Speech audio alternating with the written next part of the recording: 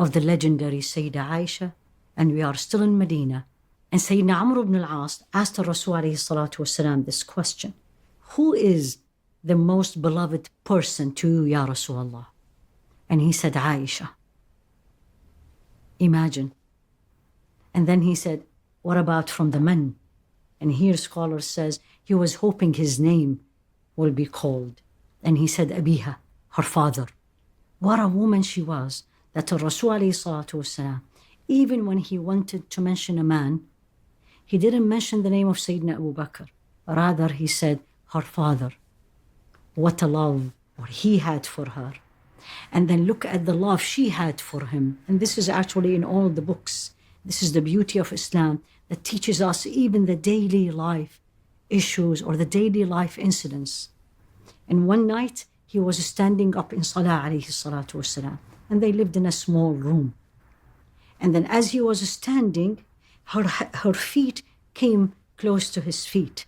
And when he finished, he looked at her and he said, leave me with my Lord, with Allah subhanahu wa ta'ala. She looked at him and says, I just love you, Ya Rasulullah, and I want to be close to you. Love and passion and compassion. One day he looked at her and says, I know when you are happy with me, and I know when you are upset with me. And she said, how is that? He said, when you're happy with me, you're going to say, by the Lord of Muhammad. And if you are not happy with me, you will say, by the Lord of Ibrahim. And she said, by Allah, it's only my tongue which doesn't say your name, but your name is in my heart. And my heart will never let you go.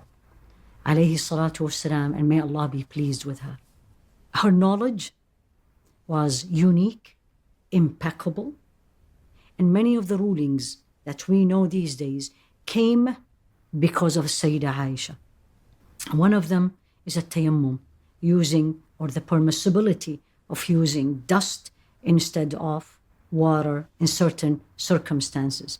That was actually the verse in the Quran was revealed because of an incident happened with the Sayyida Aisha. Another thing, she narrated that this deen, you don't have to do a lot of things. Rather, do one or two things, but be persistent. She narrated this hadith. أحب الأعمال إلى الله, the most beloved deeds to Allah subhanahu wa ta'ala is the one أدومها وإن قل, the one that is done persistently, constantly, even if they were little.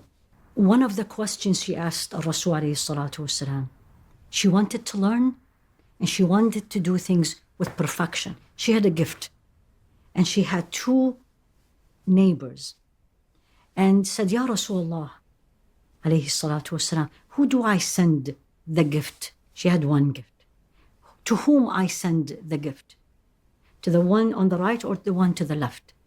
And he said, and this is something we all now learned, the one that their door is closest to your door. Another ruling we learned through her questions and through her eagerness to learn. She is actually the number one in the list of the women who narrated hadith from Rasul alayhi salatu wasalam. It's recorded that she narrated 2,210 hadiths.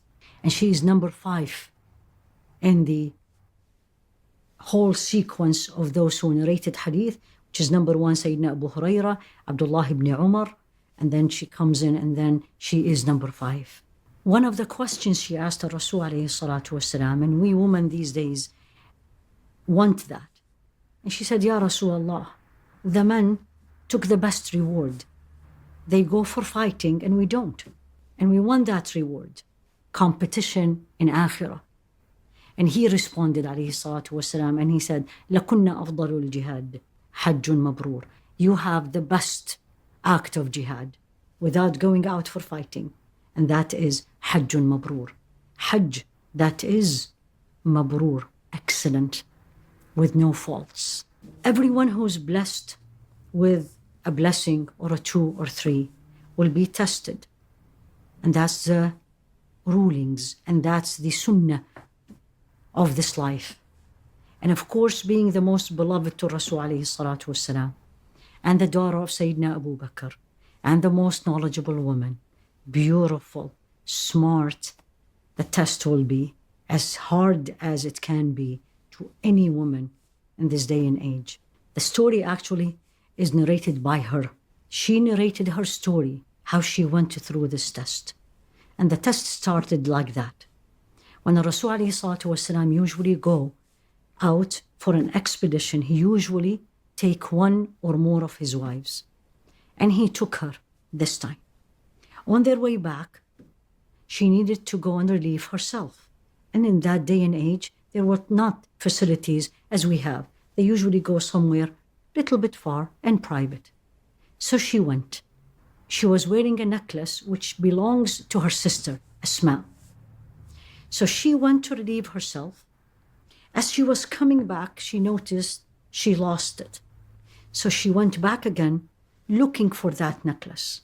By the time she found it, she came back, and guess what? The caravan went. And when you read the story, they say she was so thin and petite, and they were on top of the camel inside a covered room in the camel. They didn't feel the difference in weight, and they moved. And she was alone in the desert. This tells you how courageous she was. She stayed, and she said to herself, someone is going to come. And from the habit of Rasul alayhi salatu wasalam, he usually, whenever there's a caravan, he appoint one person to be in the back after a distance. So when he coming, following the caravan, in case someone is there or they lost something, he'll find it. And that's exactly what happened. And Safwan is a companion, came in with his camel and found her. And this is before the verse of hijab, where the wives of Rasul alayhi salatu wasalam, their face was completely covered. So he knew her. She described it like this: he didn't even look at me, and he only coughed.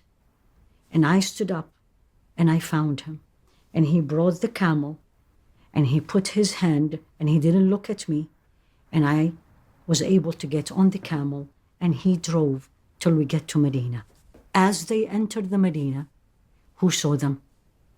Abdullah ibn Ubay, the leader of al-Munafiqeen. And he said a word, by Allah, there's something between them. And from one mouth to the other, from one person to the other, it became the talk of the town. Tomorrow, inshallah, we will continue with another milestone of the legacy of this